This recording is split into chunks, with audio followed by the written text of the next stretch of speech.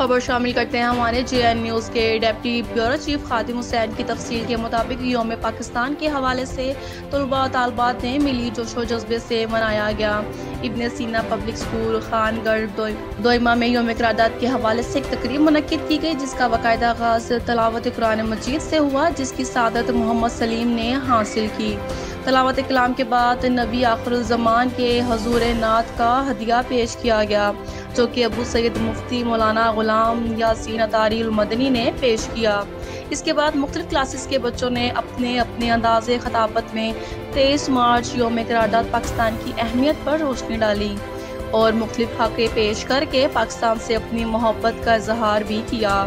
اس تقریب میں طلباء کرام کے والدین، اہل علاقہ، صحافتی، عوامی اور سماجی شخصیات، حاجی عبدالرشید خان گپانگ، پرنسپل ابن سینا پبلک اسکول، ملک محمد عمران، حفیظ اللہ، محمد ناصر، محمد امداد، صفدر حسین اور بچوں کے والدین نے بھرپور شرکت کی اور اس پروقار تقریب کے انعقاد پر ادارہ ایڈمن سید صفدر حسین بخاری کو خراج تحسین پیش کیا۔